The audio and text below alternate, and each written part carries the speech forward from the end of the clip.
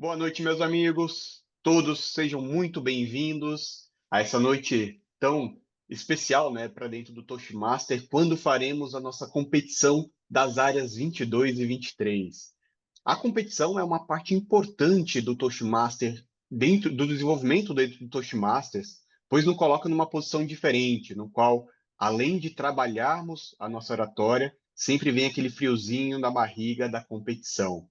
Então, de antemão, parabéns aí todos os competidores que estão é, tendo a coragem de estar aqui essa noite. Mas antes de iniciarmos, né, eu gostaria de passar alguns avisos. Como nossa reunião é online, sempre vale o aviso. A gente pede àqueles que estão participando, que não são os oradores, que mantenham seus microfones desligados para não atrapalhar os nossos oradores. E hoje, né, temos uma sala bem cheia aqui, que é muito bom de se ver. Então, para esse quadro ficar bem bonito, principalmente na nossa gravação, eu convido a todos a deixarem suas câmeras ligadas. Assim podemos ver a reação de todos, como os discursos estão emocionando a todos. Então, por favor, pessoal, vamos deixar a câmera aí visível. Muito bem. Essa noite nós temos, como eu disse, competição de duas áreas diferentes. Então, temos a competição da área 22 e a competição da área 23. Em nossa agenda, nós estamos previstos a competição da modalidade em discursos em português na área 22 e, posteriormente, para a área 23, teremos discursos em inglês e português. Então, ao final dessa noite, teremos três vencedores que participarão da próxima etapa, que é o nosso campeonato de divisão. Mas antes de darmos início, eu gostaria aqui de passar a palavra ao Felipe Sandin, nosso diretor de crescimento de clubes, que nos explicará como serão as regras dessa competição. Felipe, muito boa noite. Por favor, explique aí aos nossos competidores o que eles deverão seguir de regras. Boa noite, Ricardo. Boa noite a todos. Sou Felipe Sandin, atual diretor de crescimento de clubes do Toastmasters Brasil. Endosso as palavras do Ricardo, parabéns aos corajosos competidores. Obrigado a todo mundo que está aqui participando, prestigiando a coragem mesmo de todo mundo que se prontificou a participar dessa competição, preparou um discurso, pensou numa mensagem que possa ser relevante para a gente.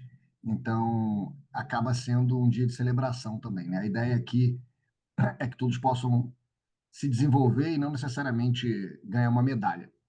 E para isso, a gente tem algumas regras. A primeira delas, para quem não sabe, é o tempo, né? Os discursos vão de 5 a 7 minutos. Existem 30 segundos de tolerância, tanto para menos quanto para mais. Então, se um discursante levar 4 minutos e 29 segundos, ele está desqualificado. Se ele levar 7 minutos e 31 segundos, ele está desqualificado, ou ela, tá? A partir do quinto minuto, o cronometrista Éder, você pode se pronunciar, levantar a mão, por gentileza? Olá, tô aqui. Boa noite. Boa Beleza, noite. então, boa noite. Competidores, o Éder será o nosso cronometrista, tá bom?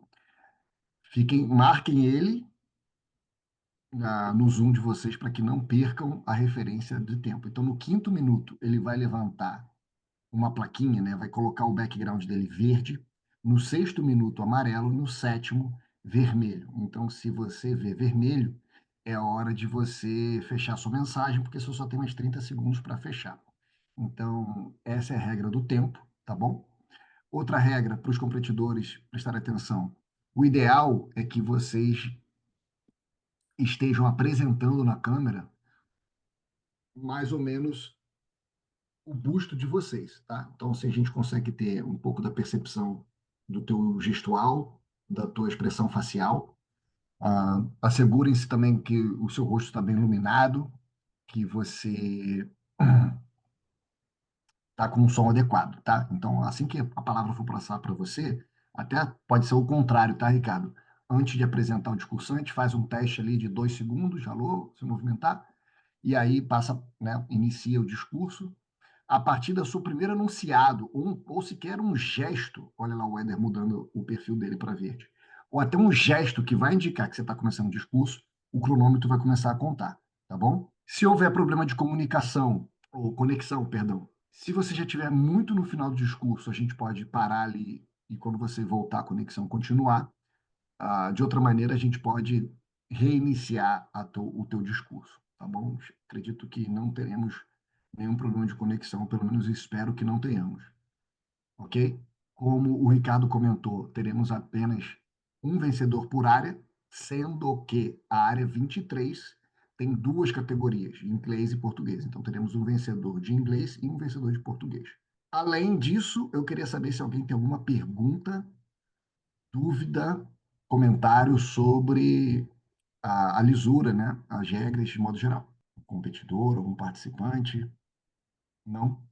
Qualquer contestação, ela vai ser levada, pode ser levada, trazida para mim, tá bom? E a gente discute isso. Outro tema importante, depois de cada participante, por favor, microfones desligados. Câmeras podem estar ligadas, mas microfones desligados, tá? Para não atrapalhar nenhum discursante, nenhum comentário, nada. O outro ponto, tá. Depois de cada competidor, a gente tem 1 minuto de silêncio para os juízes fazerem seus apontamentos e depois de 1 minuto o Ricardo retoma a sequência da reunião, tá bom? Pessoal, a princípio é isso. Muito obrigado pelos juízes voluntários, todos os voluntários que estão aqui participando para fazer esse evento possível. E depois disso teremos mais uma fase e depois o campeonato nacional na conferência do Toastmasters, que esse ano será aqui em São Paulo. Pelo ronco do motor já deu para perceber que eu sou carioca, mas estou morando em São Paulo. E dia 17 de maio, espero que vocês possam se motivar para estar aqui, tá bom? Muito obrigado. Retorno a palavra a você, Ricardo. Abraço, boa noite a todos e boa sorte, competidores. Obrigado, Sandin, pelas explicações. Pessoal, então, se tiverem alguma dúvida, a hora é agora para esclarecer, senão daremos sequência. Então, lembre-se, marquem o vídeo do Éder, então, que ele será o nosso cronometrista essa noite. E iniciaremos, então, agora com a competição da área 22 na modalidade em português, certo? Bem, para essa primeira etapa, então, o nosso primeiro competidor será o Adnilton Nogueira, que esta noite nos traz o discurso Como é bom ser abduzido. Então, com vocês, Adnilton Nogueira, Como é bom ser abduzido? Como é bom ser abduzido, Adnilton Nogueira. Boa noite a todos. Como é bom ser abduzido. De repente, numa espaçonave diante de 2 alienígenas. Um, a altura vinha no meu ombro. O outro, mais de 2 metros. E eu os reverenciei. Mas por que essa distinção? Porque essa honraria. A espécie de vocês é superior à nossa. Observei que são 8 dedos em cada mão. Significa que a base de vocês é 16. Enquanto a nossa, é 10. Esse é o cara. Acredite não. Diz isso para todo mundo. Vi a minha autoestima indo para o dedão do pé. Porém, antes de chegar na altura dos joelhos, me ressignifiquei. Você é importante para mim. E potencializei. Qual a relevância de estar aqui? Relevância? Já que só tem tu, vai tu mesmo. De novo, você é importante para mim. Mas o que estava acontecendo? O movimento de translação do universo é balanceado por 2 galáxias, Andrômeda e Aldebaran. E uma poderia colapsar a outra.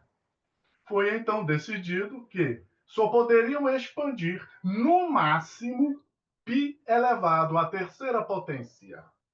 Em Andrômeda, foi visto como sendo a área de uma circunferência cujo raio é igual a π, ou seja, 3,14 vezes π ao quadrado.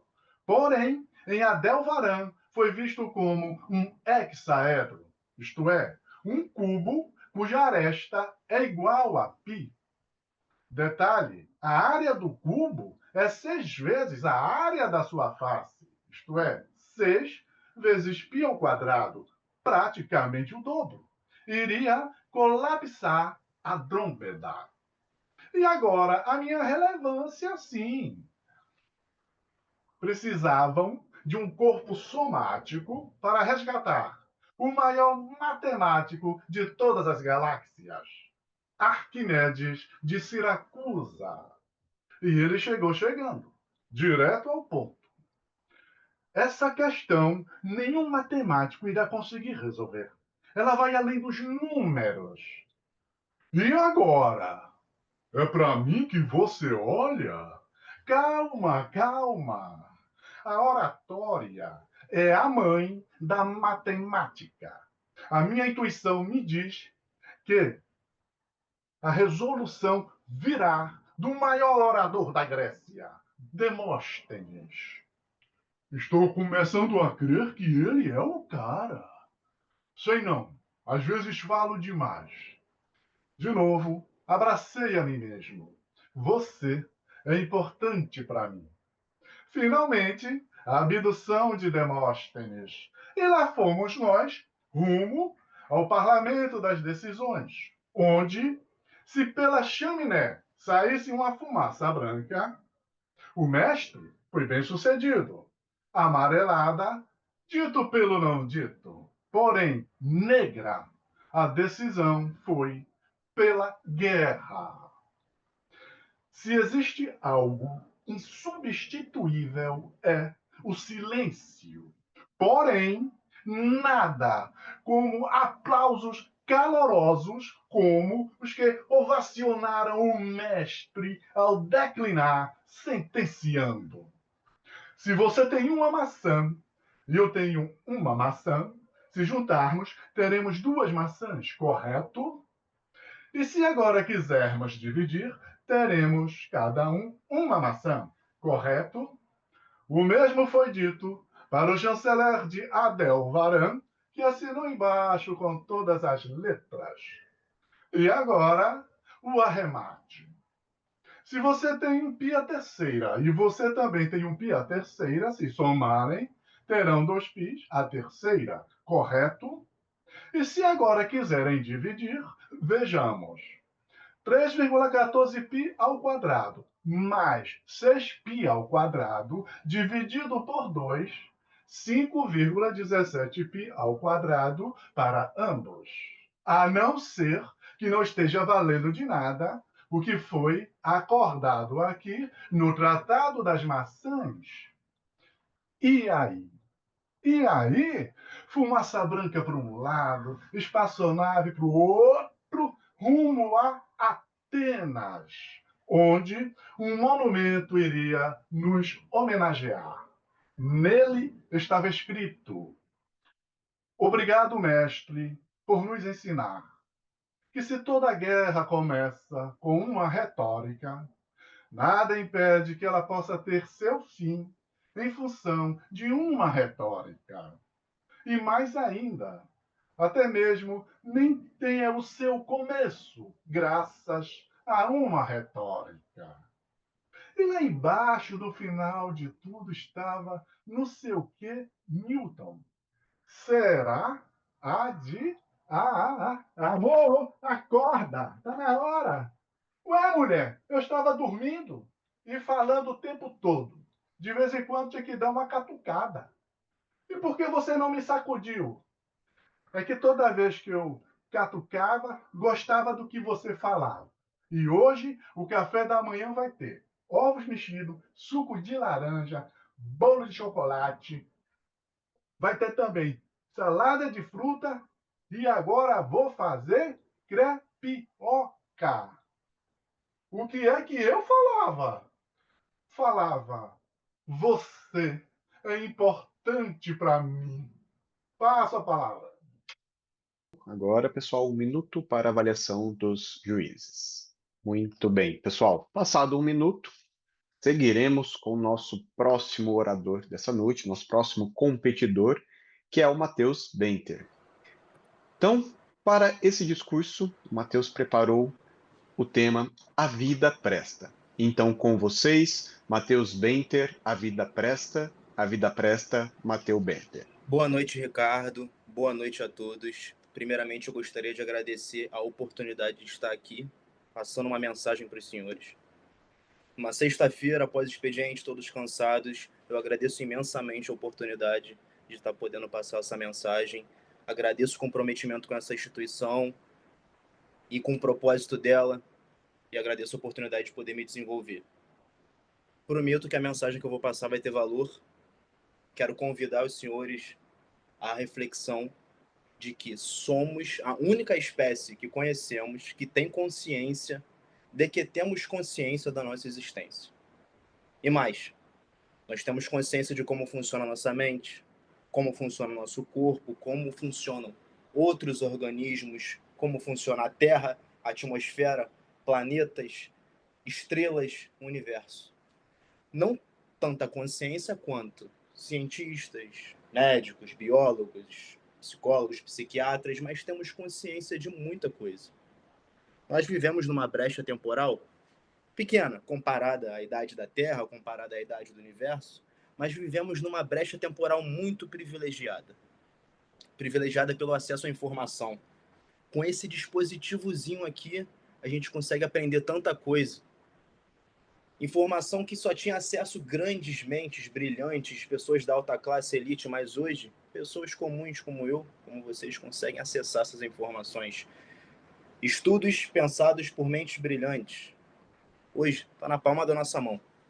Só que a gente, infelizmente, não usa esse dispositivo para o potencial que ele tem. Afinal, a gente passa um tempo assistindo um videozinho de cachorrinho, assistindo polêmicas sobre subcelebridades, ou até mesmo 22 caras correndo atrás de uma bola. E eu digo isso sendo fanático por futebol. Eu digo isso adorando ver vídeos engraçados. Eu digo isso assistindo Big Brother. E por um momento eu até cheguei a mentir para mim mesmo dizendo que eu assistia Big Brother para entender melhor como funciona a dinâmica das relações humanas. Fachada.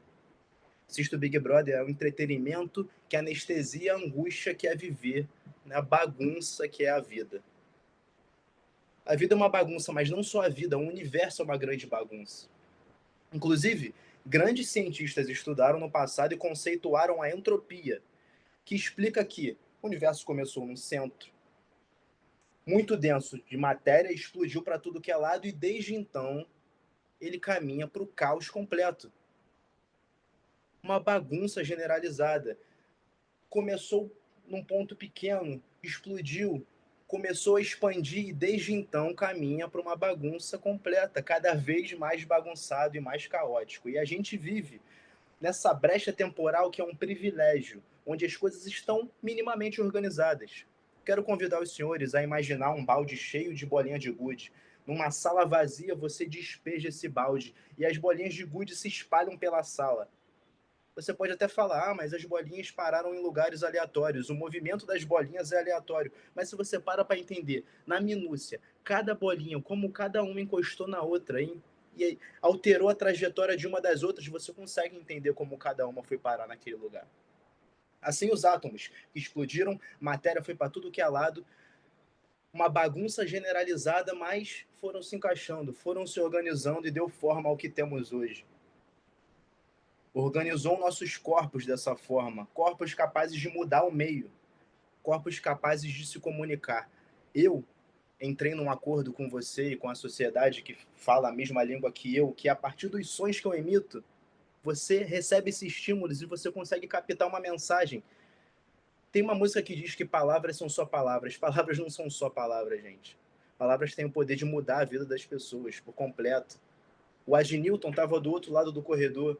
Eu levantei a mão, Adnilton, vem cá. O Adnilton me escuta, olha para trás, vê que eu estou chamando ele e vem até mim. O Adnilton ia viver a vida dele. Ele ia atravessar um sinal, ia esbarrar numa pessoa, mas com o meu estímulo, ele vem até mim e muda a vida dele por completo. Elevem esse pensamento para algo ainda mais significante. Ele ia viver a vida dele para lá. A vida dele seria o que seria para lá, mas vindo para cá, se torna completamente diferente. É o efeito borboleta. Então, com palavra, a gente consegue mudar a vida das pessoas e influenciá-las verdadeiramente. O Toastmaster, ele me dá essa consciência do que sai de mim e de como chega, e de como eu posso usar isso intencionalmente para poder passar uma mensagem relevante. A vida pode até ser uma bagunça. A Terra, ela gira 1.600 km por hora ao redor do seu eixo. A Terra se move ao redor do Sol a cerca de 30 km por segundo. O Sistema Solar se move pela Via Láctea a 230 km por segundo. E a Via Láctea se move no universo a 630 km por segundo. Eu acho que dá para entender o porquê que a nossa vida pode parecer tanta bagunça. Mas o universo é uma grande bagunça e vai ser uma bagunça ainda maior. E os nossos problemas, que podem parecer uma bagunça ainda maior do que essa bagunça toda, são apenas frutos do grande acaso que é a nossa própria existência. A mensagem que eu quero passar para os senhores hoje, depois desse papo, que pode até ter sido um papo de barro, um papo de maluco, mas a mensagem que eu quero passar para os senhores é a seguinte: mesmo que a vida pareça uma bagunça, é preciso se esforçar para notar a beleza que mora nessa bagunça toda. Muitos dizem, só eu entendo a minha bagunça. Pode até ser que sim. Mas não deixem de perceber a beleza que foge da ordem. Afinal, a vida presta. Obrigado. Agora iniciando um minuto para a avaliação dos jurados. Com o minuto concluído, seguiremos para o nosso próximo discurso. E agora teremos uma competidora, a Ieda Mendes, que essa noite nos apresentará o discurso Era uma Garota que Como Eu. Então, com vocês, Ieda Mendes, Era uma Garota que Como Eu. Era uma Garota que Como Eu, Ieda Mendes. Boa noite, Toastmasters. Carnaval passou, o ano finalmente começou e eu voltei para onde nunca deveria ter saído. Para ela, a tão famosa, a falada, a temida academia. Lá eu escutei o seguinte diálogo: futebol é coisa de homem, não é coisa de moleque. Após alguns segundos de concordância, a resposta veio mais ou menos assim: mas as mulheres até que estão jogando, né? Essa frase inusitada foi prontamente replicada com: ah, claro, claro, com certeza, muito melhor que os homens às vezes, mas futebol masculino é coisa de homem, não é de moleque. Eu confesso que esse diálogo me fez rir um pouco. É muito por mostrar a naturalidade de uma pessoa em ponderar quando houve uma opinião e da outra pessoa em se corrigir quando necessário. Mas o que mais me fez rir mesmo foi pensar que há alguns anos esse diálogo pararia na primeira frase. Eu, particularmente, como vocês estão vendo, adoro jogar futebol e suas variantes. Society, futsal. Eu jogava na rua com meus primos, com minhas amigas, assistia a jogos de futebol com meus tios e adorava ganhar uma bola como presente de aniversário. Essa atividade, esse esporte, particularmente falando, sempre fez parte do rol de atividades que me interessava. E para mim era muito natural. Mas eu descobri que não era bem assim quando eu entrei na escola, ou não era assim para as outras pessoas.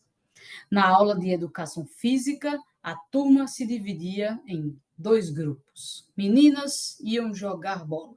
Desculpa, meninas iam pular corda e meninos iam jogar futebol. Eu nada tenho contra corda. Gostava, inclusive, mas corda eu tinha em casa. Uma quadra com linhas, traves, rede e uma bola de qualidade eu só tinha ali mesmo e queria aproveitar. Então, timidamente, eu pedi para mudar para o grupo que ia jogar futebol. E, surpreendentemente, uma menina também se interessou e fomos atendidas. Pouco a pouco apareceram mais meninas a ponto de formar um time. Mas time de futebol feminino não era permitido na escola.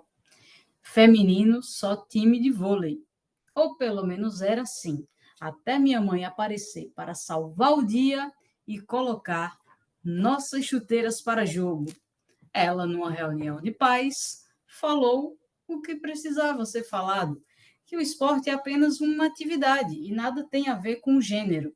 A diretora, que era contra, passou a aceitar o time de futsal feminino. Naquele mesmo ano, disputamos os Jogos Escolares e chegamos à final da competição municipal. A diretora, que antes nem time queria, alugou um ônibus para levar quem quisesse para torcer pelo time recém-formado de futsal feminino. Eu pensei que essa história toda com futebol, essa resistência, fosse apenas uma experiência minha. Afinal, quando a gente é criança, a gente tem essa ideia de que tudo é meio exclusivo, né? Até a chuva eu achava que só caía na minha casa. Mas assim como a chuva, eu descobri que essa história toda com o futebol não era só minha. O futebol feminino foi proibido no Brasil por meio de decreto por mais de 40 anos. Quando, para vocês terem ideia, vocês devem conhecer Formiga, um grande nome da modalidade, ela jogou simplesmente 7 Olimpíadas. Quando ela nasceu, ela não podia sonhar em ser jogadora, porque o futebol ainda era proibido. Esse decreto se baseava em fundamentos que alegavam que o esporte não era adequado ao corpo feminino e que podia prejudicar a capacidade das mulheres de serem mães. Partindo desse histórico, é de se imaginar que o esporte fosse desincentivado anos a fio. Após a revogação do decreto que o proibia, no início dos anos 80, surgiram as primeiras equipes, mas apenas nos anos 90, as equipes já consagradas no futebol masculino começaram a estruturar os seus times também de futebol feminino, ficando o protagonismo com as equipes paulistas, particularmente Santos e o São Paulo. O primeiro campeonato brasileiro feminino foi disputado somente em 2013, nos anos 10, só que já na era 2000, dos anos 2000. É praticamente inacreditável. A primeira seleção brasileira feminina chegou a se integrar ainda nos anos 80, em 86, e disputou e medalhou, ficando com o terceiro lugar na primeira competição organizada pela FIFA. De lá para cá, o futebol feminino vem ganhando notoriedade e grandes nomes, como a própria Formiga e a Rainha Marta, ajudam a inspirar meninas, garotas que, como eu, não precisam mais se sentir estranhas por terem afinidade com a modalidade. Em 2027, o Brasil sediará a Copa do Mundo de Futebol Feminino. E o Rio de Janeiro certamente será palco de grandes disputas. Eu acho que depois desse discurso todo, a única pergunta que deve estar na cabeça de vocês é: mas onde é que eu consigo o meu ingresso para tudo isso? Devolvo a palavra ao Toshimachi da noite. Seguiremos para um minuto de pausa da análise dos juízes. Muito bem, pessoal. Então, tivemos os nossos 3 discursos da modalidade em português da competição da área 22. Eu queria, aproveitar agora esse momento também para reforçar o convite do Sandim, para que vocês participem aí da nossa conferência nacional, que acontecerá em São Paulo. Este ano a gente vai ter uma palestra sobre liderança e inclusão com o Vinícius Ferraz. Então, uma programação imperdível entre muitas outras atrações. Teremos workshop de liderança, os nossos tradicionais reconhecimentos do Toastmasters e vamos falar muito, né? Esse ano a gente tem o tema aí Vozes que Transformam, porque é isso que nós fazemos aqui, né? Transformamos vidas e quem fala realmente consegue levar sempre uma mensagem importante para tantas outras pessoas ao mundo afora. Então, as inscrições do lote 1 já estão abertas. Aproveitem lá para adquirir seu ingresso, né, e não deixem para a última hora. Seguindo com a nossa programação, agora teremos um pequeno intervalo para depois, posteriormente, darmos seguimento ao campeonato da área 23. Então, agora teremos uma pequena pausa aí de 5 minutos. Quem quiser ir no banheiro, pegar uma água, então dar uma descansada, em 5 minutos estaremos de volta. Vamos retomando a nossa reunião. Então, seguiremos com a nossa programação, agora dando início ao campeonato da área 23. Então, para termos uma dinâmica um pouco diferente, iniciaremos agora com os discursos em inglês. E como primeiro competidor da modalidade em inglês, eu chamo aqui a Gisele Alvarenga, que nos fará esta noite o discurso Lesson Learned. Então, com vocês, Gisele Alvarenga, Lesson Learner, Gisele Alvarenga. The first time I went to school, I was 5 years old. Do you remember the feelings that you had the first time you went to school? I was super excited. I had my pink backpack, I had my notebooks, I had my colorful pencils. My mom showed me the school. It was super cool. Garden, playground. She introduced me to the teacher and said, "You are going to stay here for the morning. I will be there outside in that gate, waiting for you." So I sat there. Right now, I was a little afraid. I didn't know anyone. But the problem was my classroom had a big window and I could see outside. When I looked through the window, I didn't see my mom there. She was not there. I felt so betrayed. And I did what everybody does in this situation. I cried. I cried and I cried. Well, she had to come back and pick me up. First trauma added to my list. That's why we need therapy, right? Well, I didn't come back to school that year.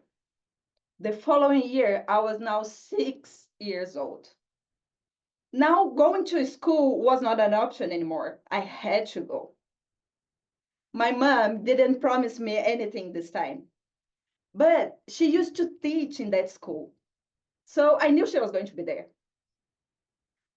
I would say my feelings at that point, feelings matter, right, Luis? My feelings at that point was like kind of shame because I was not proud of my behavior the year before. You know this feeling, like you do something you don't like, you behave in somewhere with things that you didn't want to do because you were afraid. So I would say second trauma there. But life goes on. 3 years later, I was now 9 years old. I used to study in this huge public school that had from kindergarten to high school. And during the breaks, we could see the classroom for the kindergarten. It had that big window. I don't know why, I don't know how, but I started spending my time during the break helping the kids how to write. I had no idea why the teacher allowed that. One day, I was so involved with the kids that I forgot to come back to my class. When I realized, I ran, but it was too late. My teacher was pissed. She sent me direct to the principal. Second trauma to my list. I think that's why therapy is so expensive. When we think about education, you may think about a teacher, classroom, homework, boring stuff, formal. But the truth is that education is everywhere, anytime. When you are sharing some experience with your friends, when you were talking about work with a coworker. Well, here at Toastmasters, I was a shy kid, and now I can say I'm a speaker. And you were learning with me during a championship like this. But then we traumatize kids. We align them in the classroom. Quiet, sit, listen to me. At 9 years old, I was showing my willingness to teach, to help others how to learn. My reward at that point was punishment. What I learned from my traumas? Well, first, do what you want to do. Challenge the status quo. Second, accept a punishment when you break some rules. But if it's important, keep it doing it. And third, keep in being an educator to others and to yourself. Thank you. 1 minuto para os juízes. Completo 1 minuto. Agora seguiremos para o nosso próximo competidor, que é o Thiago Turquete. Então, o Thiago Turquete fará essa noite o discurso The Answer is in Your Hands. Então, com vocês, Thiago Turquete, The Answer is in Your Hands. The Answer is in Your Hands, Thiago Turquete. Good evening, everyone.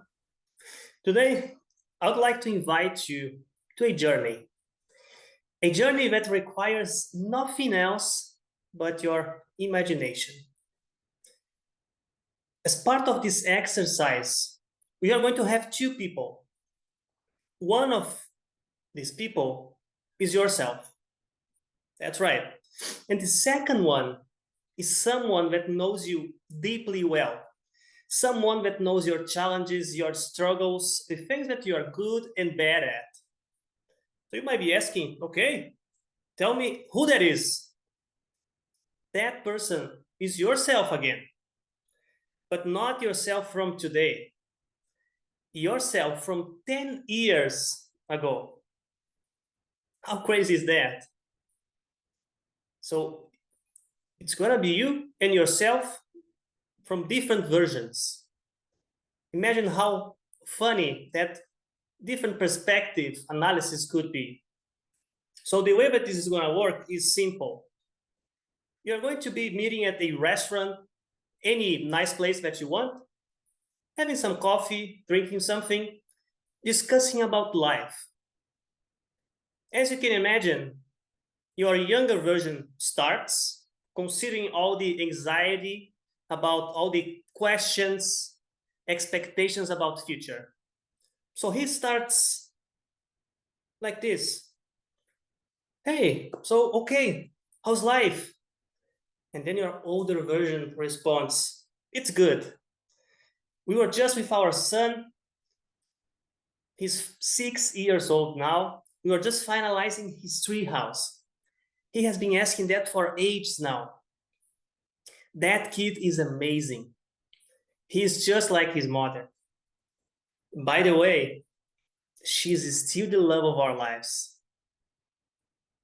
Then the conversation continues. Still the younger version of yourself asks, okay, life is great. What about work? Did we figure things out?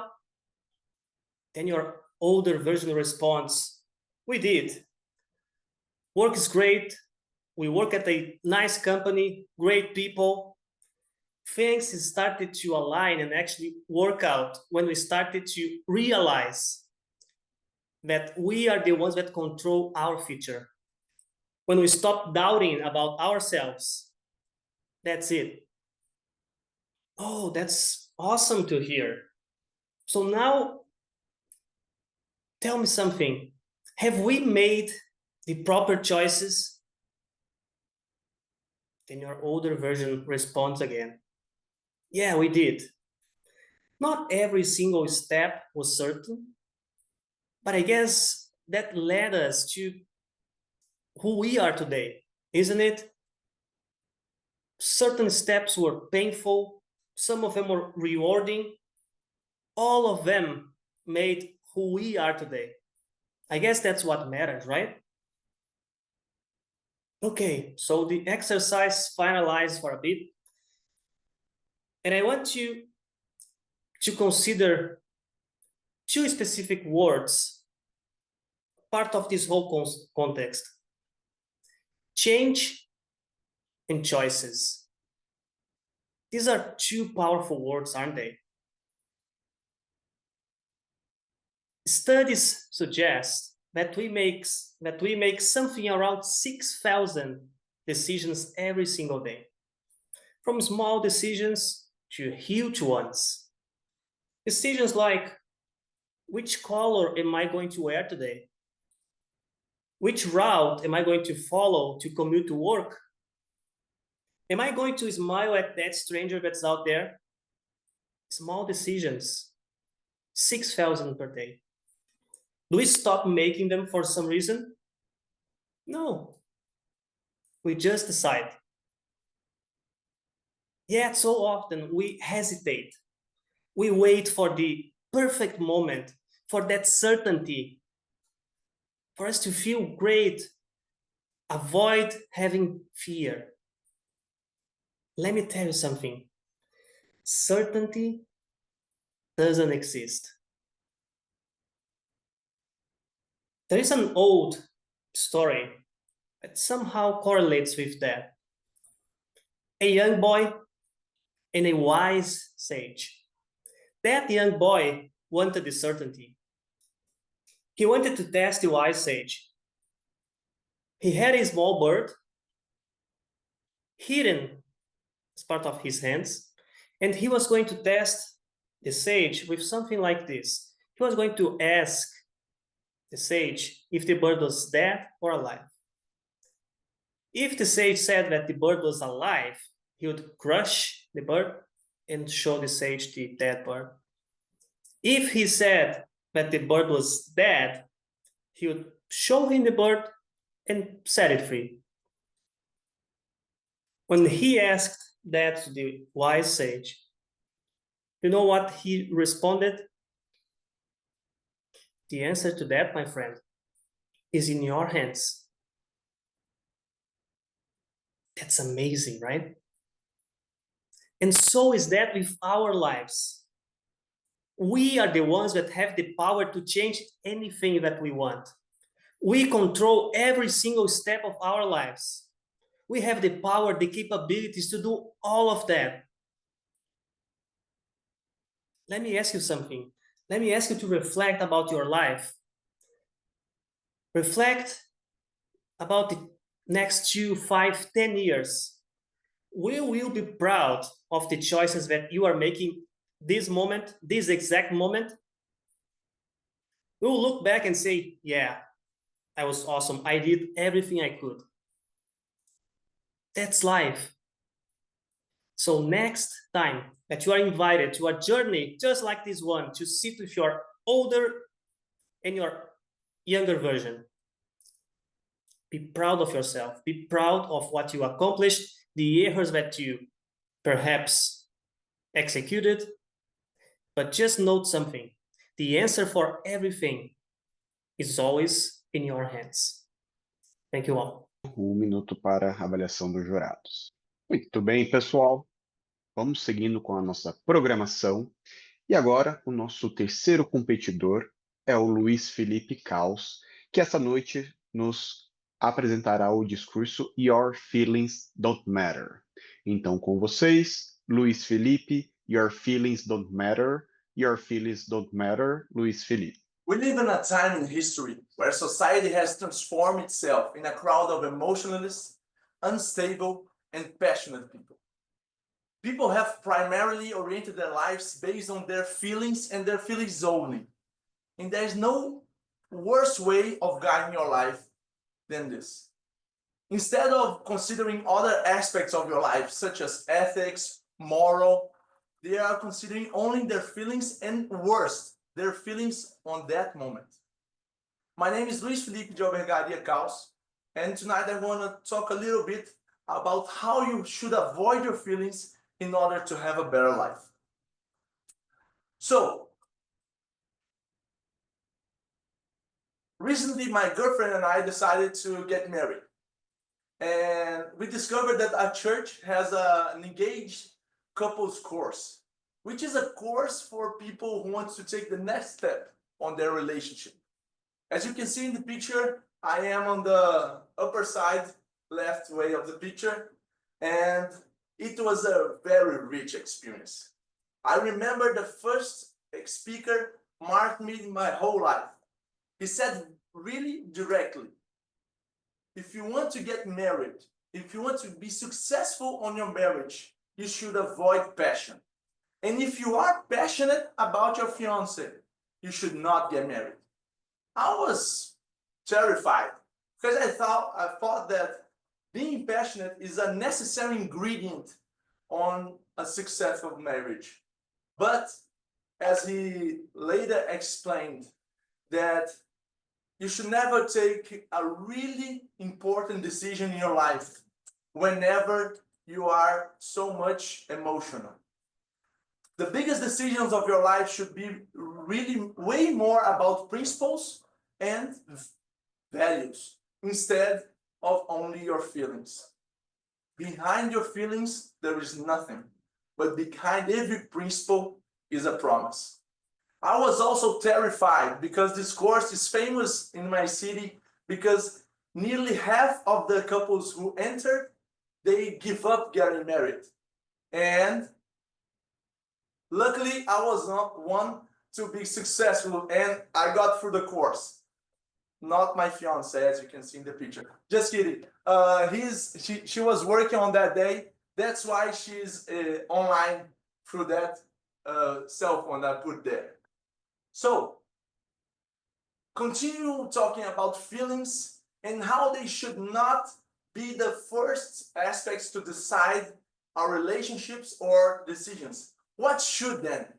History shows us the answer. Among every history in the whole world, every group, every culture, every family, the ones that succeed more are the ones who are attached by values and principles. And I'm not talking about only personal way of life, but also in the business way, on a professional way. I frequently participate on the onboarding of new employees on my organization. And I like to give a little dynamic whenever I'm walking them through that process. I get a paper blank, like this one you see in your picture, put a line from top bottom and start writing on every side of it. Truth and lies, respect, disrespect, being faithful or being unfaithful. And then I give this paper to the candidate and ask him, do you understand what I'm doing here? He usually says, yes, of course, you're doing opposite values. And I said, that's right. On our company, first, the values come. The values come first. Then we come with your feelings. Your feelings don't matter if they go against these values and principles. And that's why we should prepare our culture, prepare our company to receive those employees with giving them a notion of what we praise, of what we are going to. Just like in a couple, as I've learned in the couples course, there were some couples there that didn't have their plans worked. Some girls wanted to marry boys that the girls wanted to have kids and the boys don't. How in the world would that work? Our emotions and feelings are like the waves of the sea. They come and go. But your values and principles are the materials that build your boat. through every weather or through every hard sea. So, my message for you today is to share the compass of your emotions. There is nothing worse of pursuing only what you feel is right. You have to first take a deep look inside of yourself and search what you praise most, what is important to you, what you don't negotiate. And then when you decide that, you have to be faithful to that and attached to people who are in relation to everything that you believe in. There is nothing worse of being passionate about something and then, getting frustrated because your feelings should pass. But your promises to yourself, to your principles, and to your values don't. So, behind your feelings, there is nothing. But behind every principle, there is a promise. That's my message for you tonight. Thank you. Teremos agora 1 minuto para avaliação dos juízes. Perfeito, pessoal. Agora seguiremos para a nossa última etapa dessa noite, que é a competição da área 23 na modalidade discursos em português. E o nosso primeiro competidor nesta categoria é o Douglas de Cláudio. Então, essa noite o Douglas fará o discurso Assim Caminha a Humanidade. Então, com vocês, Douglas de Cláudio, Assim Caminha a Humanidade, Assim Caminha a Humanidade, Douglas de Cláudio. Assim caminha a humanidade. Se eu perdesse esse relógio e chegasse atrasado em uma reunião do meu trabalho, talvez eu perdesse o emprego. Mas de verdade, eu iria sobreviver. Se eu perdesse a minha carteira, com todos os meus documentos pessoais e cartões de crédito, gente, tá tudo bem. Eu iria sobreviver. Mas se eu perdesse o meu celular e a minha esposa ligasse e eu não atendesse, amigos e amigas, dificilmente eu iria sobreviver. Quem criou esse mecanismo do mal? Certa vez eu tinha uma grande apresentação para fazer no trabalho. Eu já acordei atrasado. Não deu tempo nem de escovar os dentes. Coloquei a roupa no corpo, peguei a chave do carro, a minha mochila e saí correndo. No meio do caminho, eu parei numa padaria. Comprei alguns pães de queijo, fui dirigindo enquanto eu comia. Cheguei no trabalho, atrasado, mas feliz. Porque ainda assim eu tinha sido o primeiro a chegar. A minha felicidade ela foi para o espaço. Quando eu coloquei a mão no bolso e senti um vazio, que foi na alma. Cadê o meu celular? Eu comecei a suar frio, entrar em desespero, revirei o carro inteiro e não encontrei. Isso foi perturbador. Por 3 motivos. O primeiro é que a minha apresentação daquele dia estava no meu celular. O segundo motivo é que a minha vida inteira estava no meu celular. E o terceiro e pior deles. E se a minha esposa ligasse e eu não atendesse? Fui para minha sala, parecendo um zumbi. Um amigo encontrou no meio do caminho e disse, já sei, Covid. Eu disse, pior, perdi o celular. Um outro colega que não tinha nada a ver com essa história apareceu no corredor só de ouvir essa frase, olhou para mim e fez um gesto motivacional. Naquele momento eu estava ruim, fiquei pior. Na minha cabeça, o meu celular já tinha sido vendido, revendido, já tinham trocado as peças, já estava até em outro país. Uma amiga de trabalho, me vendo naquela situação, foi até a minha sala, olhou no fundo dos meus olhos, pegou na minha mão e disse, pode deixar que eu vou resolver. Eu não botei muita fé nela. 10 minutos se passaram, ela volta com um pendrive e a minha apresentação nesse pendrive e com a notícia de que ligou para minha casa, falou com a minha esposa e eu deixei o celular em cima da mesa carregando. Amigos e amigas, o meu mundo voltou a fazer sentido. Eu fiz a melhor apresentação da minha vida. Estava vibrando, motivado. Parecia que eu tinha recebido uma promoção naquele dia. Na volta para casa, isso ficou martelando na minha cabeça. Meu Deus do céu. Por que esse aparelho tem tanta importância na minha vida e o que seria de mim sem ele? Levei esses questionamentos para meus colegas de trabalho e, pasmem, para as respostas. Um amigo falou que o celular era a única forma que ele tinha de arrumar uma namorada. Ele passava o tempo inteiro dando match em todas as mulheres do aplicativo do Tinder, mas nunca marcava um encontro no mundo real.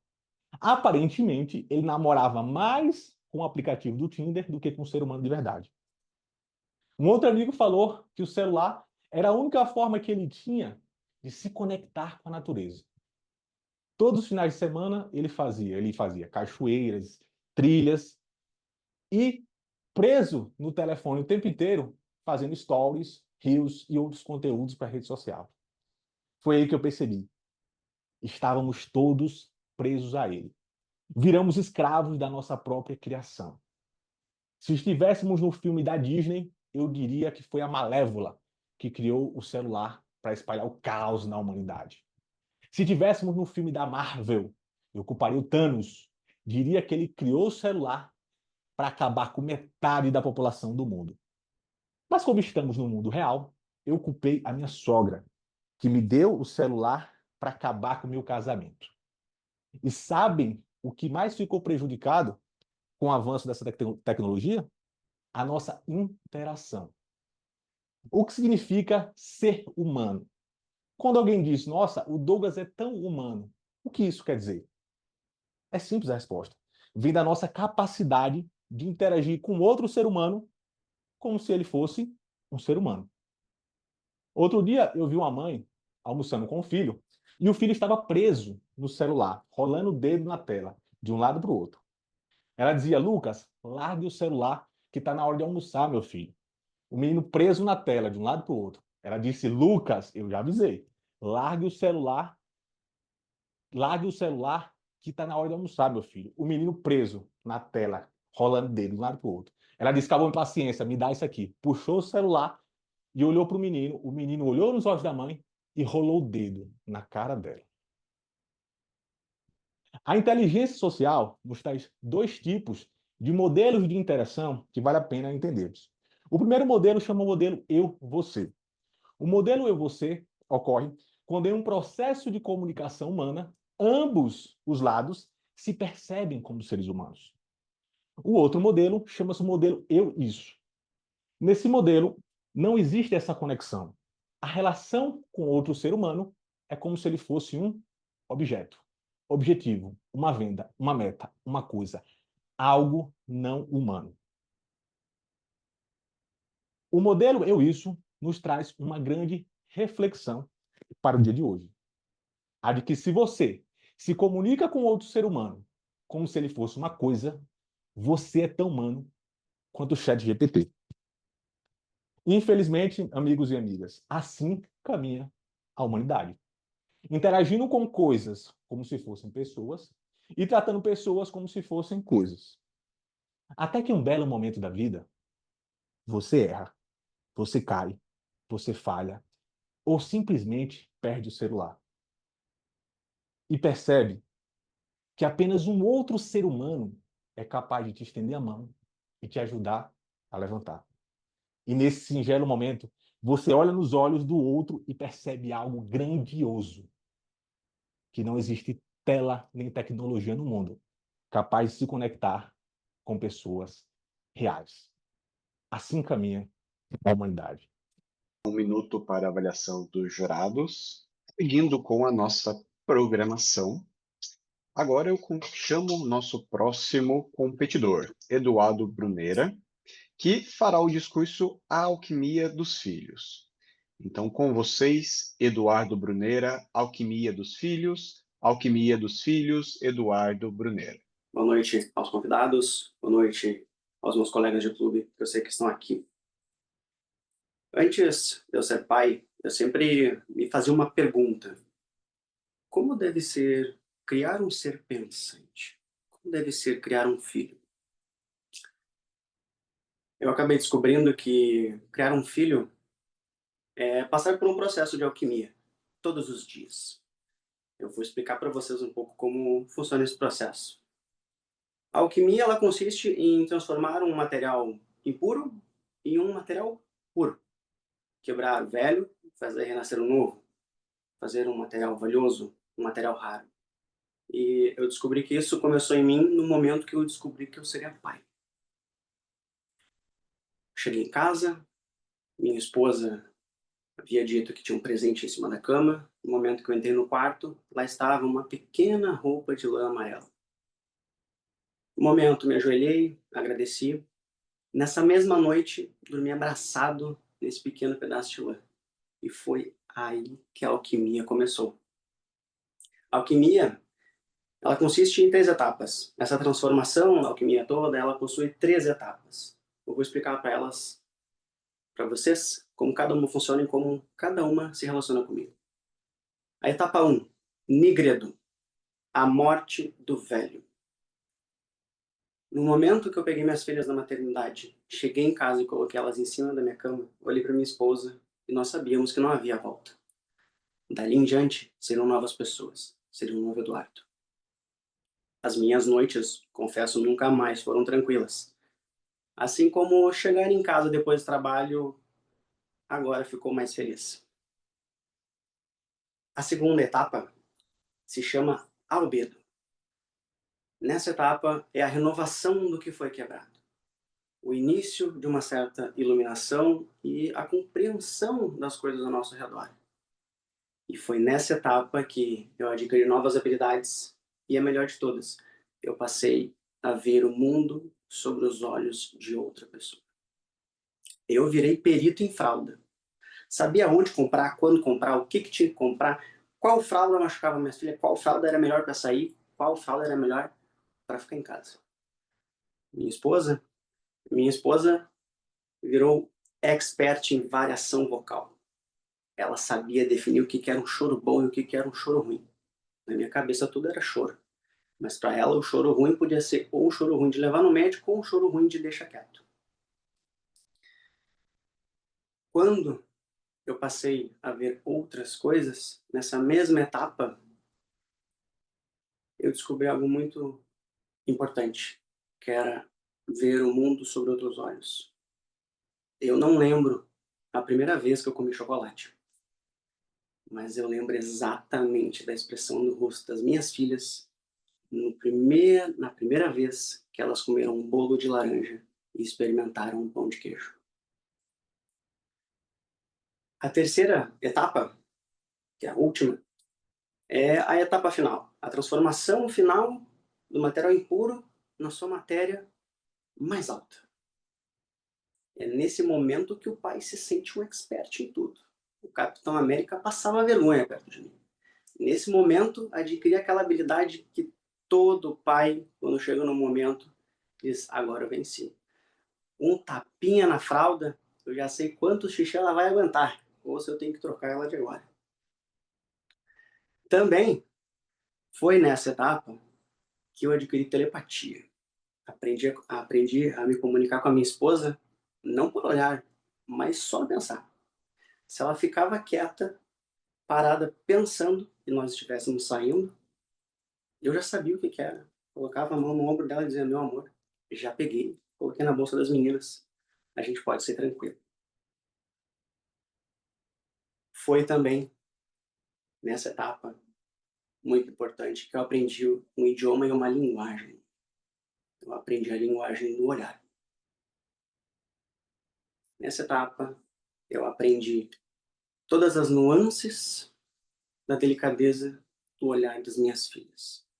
Eu consegui aprender a ver medo, a ver surpresa, euforia, carinho, alegria, tudo num piscar de olhos, em menos de um segundo. Junto com esse aprendizado, eu descobri a linguagem do toque. Jamais eu vou esquecer da sensação que aquelas pequenas mãozinhas pegarem o meu dedo ou me abraçar. E eu consegui entender o que era um abraço que queria um carinho, um abraço que queria um aconchego ou um abraço de felicidade extrema. Essas etapas e essa mensagem que eu acabei de passar para vocês, elas fazem parte de um ciclo. Quebrar, melhorar, rejuvenescer. Todos os dias percorrer o caminho do chumbo ao ouro, do material impuro para um material puro. A alquimia dos filhos, ela acontece diariamente, porque no final, os filhos são como uma pedra filosofal, que no momento que toca na gente, nos transforma em algo melhor. E junto com essa mensagem, eu deixo uma pergunta e um questionamento para vocês. Como deve ser criar um ser pensante? Boa noite a todos, eu passo a palavra. Um minuto novamente para os jurados. Agora, com o nosso último discurso desta noite, teremos Luiz Felipe Caos competindo pela segunda vez essa noite, agora com um discurso em português. E esse discurso ele trará o tema Os Sentimentos Não Importam, então a versão do mesmo discurso, agora em português. Então, com vocês, Luiz Felipe Caos, Os Sentimentos Não Importam. Os sentimentos não importam, Luiz Felipe Caos. Vivemos em um momento da história em que a sociedade se transformou em uma multidão emocionada, passional, extremamente ligada aos seus sentimentos em primeiro lugar.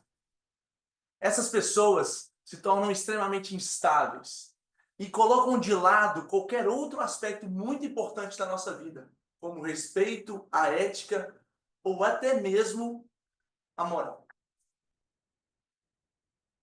Meu nome é Luiz Felipe de Albergaria Caos e na noite de hoje eu vou falar para vocês por que os sentimentos não importam ou não devem guiar a nossa vida.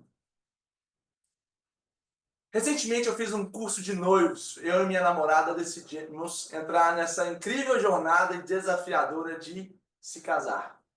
Como vocês podem ver na tela aí, eu estou ali no canto superior direito. E esse curso nos trouxe muito medo, porque a fama dele na minha cidade é que 50% dos candidatos desistem de se casar ao longo dele. E no primeiro discurso eu descobri o porquê. O palestrante foi enfático em dar o lema da primeira palestra. Desista. Se você está querendo casar por estar apaixonado, desista. E isso me marcou profundamente, mas ao longo da palestra eu pude entender o raciocínio dele. Decisões baseadas no sentimento, seja qualquer ele, por mais lindo que seja, como própria paixão.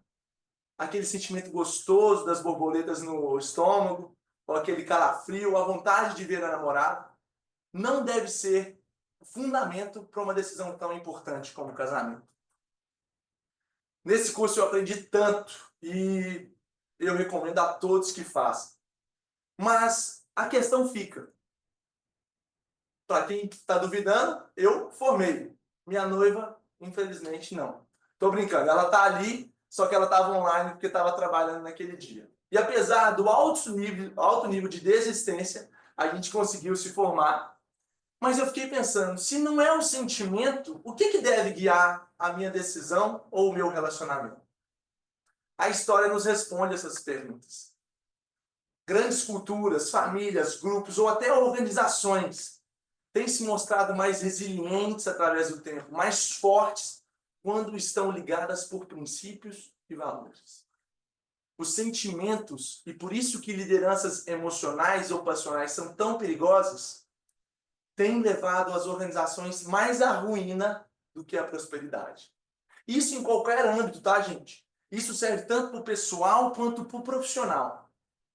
No profissional, inclusive, eu indico uma dinâmica que eu faço na minha empresa. Sempre que eu participo de qualquer onboarding ou prova para qualquer candidato, eu pego uma folha em branco, passo uma linha no meio, como essa da tela que vocês estão vendo, e escrevo dos dois lados, de forma alternada, valores opostos. Verdade, mentira, organização, bagunça, promessas cumpridas, promessas falidas. E passo para o candidato. Complete. E ele geralmente entende essa lógica e vai preenchendo cada coluna. Em algum momento ele pergunta, tá bom isso aqui? Aí eu olho e falo, estamos alinhados. Mas isso aqui serve principalmente não para você saber a dinâmica. Não. O principal disso é a gente estar alinhado de que primeiro são os valores, depois o que você pensa, o que você acha, o que você sente. Debaixo disso aqui, meu caro, está o CEO ou faxineiro da empresa. Porque se o CEO desrespeitar o faxineiro, ele está errado e o faxineiro pode e deve confrontá-lo. Os valores estão acima de qualquer coisa e muito acima dos nossos próprios sentimentos. O meu recado para vocês hoje é esse. Quebrem a bússola que norteia as suas decisões ou os seus relacionamentos por sentimentos. São os nossos valores, são os nossos princípios que devem nortear toda a nossa trajetória, pessoal ou profissional.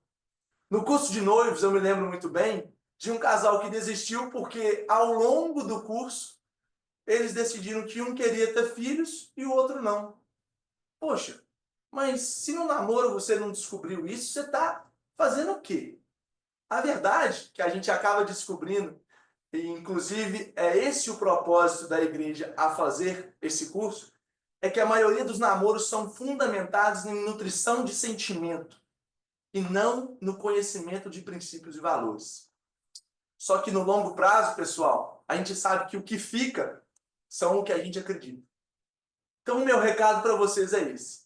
Numa jornada introspectiva de si mesmo, num ponto onde você consegue se perceber melhor, em que você consegue se sentir e descobrir o que você realmente acredita, o que você toma como inegociável, você passa a ser fiel àquilo que você está buscando, os seus princípios e os seus valores.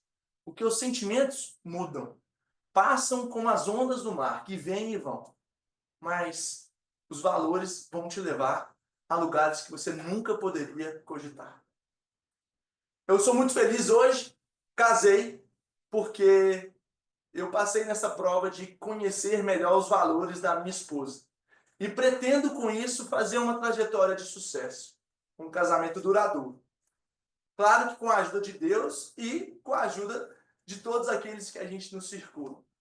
Não é à toa que a nossa mãe, por exemplo, fica tão preocupada quando a gente começa a andar com gente que tem valores diferentes do dela. Talvez as nossas companhias sejam um ponto principal onde a gente precisa se atentar. Eu termino lembrando para vocês que a busca pelos sentimentos é uma corrida atrás do vento. Ela não te leva a lugar nenhum ou até a sua própria ruína. Mas quem busca por princípios encontra a promessa que cada um deles reserva. Muito obrigado. 1 minuto aos jurados para o nosso último discurso. 1 minuto finalizado. Pessoal, enquanto os nossos jurados contabilizam os votos para chegarmos aí ao nome dos nossos vencedores, eu quero novamente parabenizar todos os nossos competidores, dar uma salva de palmas, porque todos fizeram um trabalho brilhante essa noite, emocionaram, trazeram com muitas informações legais para a gente refletir, pensar em nossas vidas, e é esse o desafio. E tenho certeza que vocês aprenderam muito com esse processo, e essa é a nossa jornada dentro do Toastmasters. E lembrando que os nossos vencedores partirão para a nossa disputa do campeonato de divisão, da nossa divisão B, que acontecerá antes da nossa conferência nacional. Então fiquem atentos aos nossos grupos, que em breve anunciaremos a data desse campeonato, para decidirmos os representantes que participarão na etapa nacional do campeonato. Bem, enquanto também temos as reuniões, eu quero abrir aqui também convidar ao Felipe Sandin, ao Eduardo Perdigão, que é o diretor da nossa área 22, e ao Ralph Canhete, diretor da nossa área 23, se vocês querem fazer algum comentário para os nossos fechamentos aqui, antes de anunciarmos os nossos vencedores. Só agradecer todos os voluntários, todos os competidores, pelo alto nível que foi a competição, e parabéns para todos os competidores, e nos vemos na competição da divisão. Obrigado. Perfeito. Ralph, obrigado. Sandin, você ia falar algo? Parabéns a todo mundo pela organização, pela participação, e espero vê-los não somente no campeonato de divisão, mas como na conferência. Abraço. Boa noite. Sandin, muito obrigado. E vamos lá. Só aguardando, pessoal, agora os resultados para fazermos aí os anúncios dos vencedores. Enquanto também temos, quero convidar aqui os nossos competidores, passar como foi a experiência de vocês, se alguém quer compartilhar com todos, talvez aí quem esteja participando pela primeira vez no campeonato, é legal sempre a gente ouvir essa experiência para que a gente incentive outros também a participarem. que participou a primeira vez? Quem que participou a primeira vez? Conseguiria levantar a mão só para a gente identificar? Gisele, Eduardo. Gisele, Matheus também já está com o microfone aberto. E aí, Matheus, como que foi para você essa competição, a experiência? Um friozinho na barriga gostoso de estar competindo, de estar dando esse passo à frente. O primeiro passo, na verdade, foi no próprio campeonato do clube. Estou trazendo o mesmo discurso. Eu trouxe o mesmo discurso que eu entreguei lá.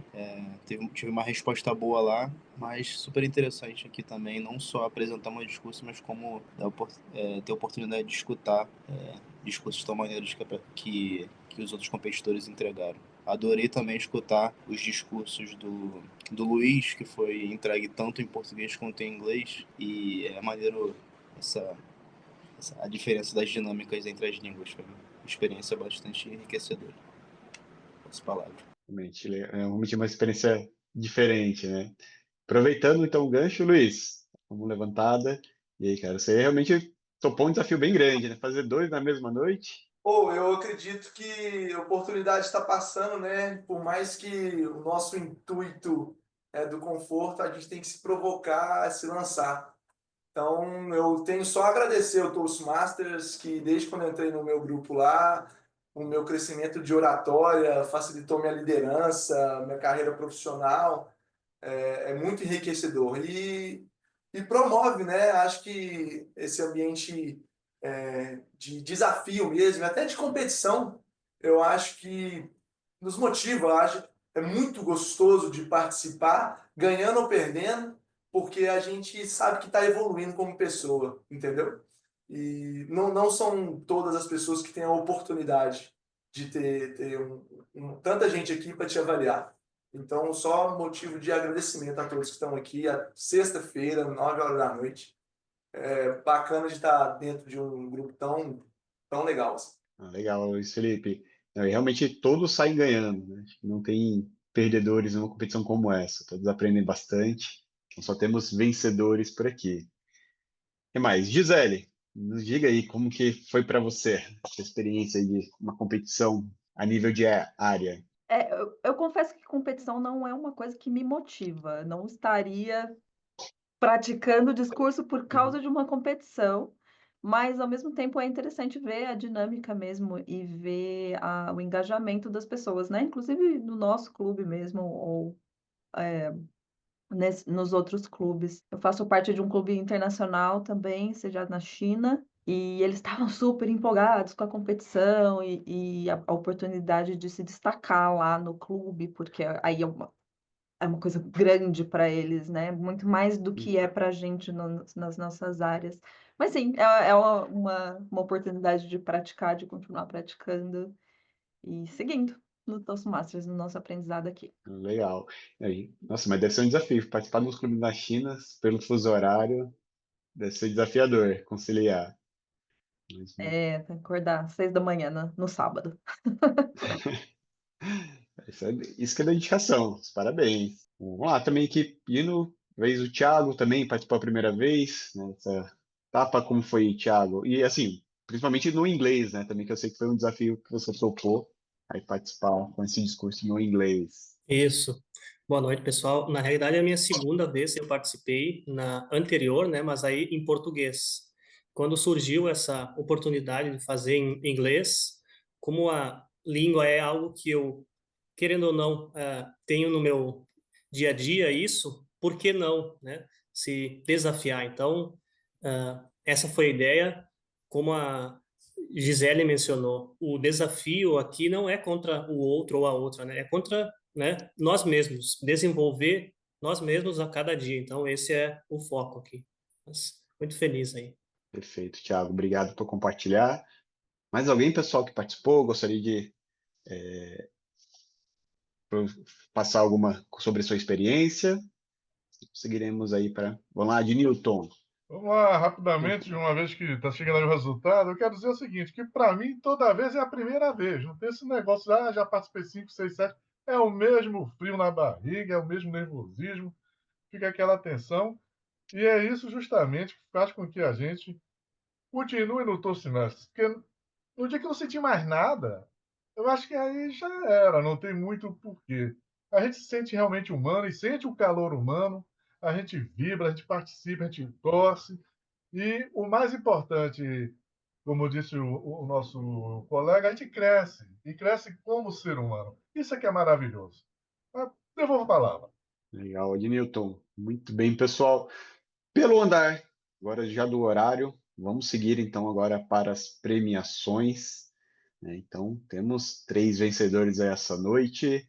Então, começamos pela área 22. Então, nosso primeiro bloco, que foi com discursos em português. Relembrando, tivemos 3 competidores: o Adnilton Nogueira, com o discurso Como é Bom Ser Abduzido, o Matheus Benter, com o discurso A Vida Presta, e a Ieda Mendes, com o discurso Era uma Garota que Como Eu. E para essa etapa, o vencedor, que rufem os tambores. Então, tivemos como vencedor Adnilton Nogueira. Meus parabéns, Adnilton. Será o representante da área 22 no campeonato de divisão. Seguindo para a próxima categoria.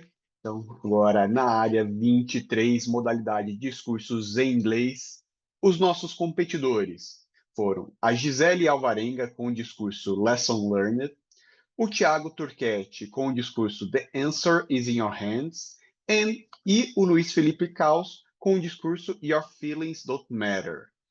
E para essa categoria, o nosso vencedor, ou melhor, vencedora, foi a Gisele Alvarenga. Meus parabéns, Gisele.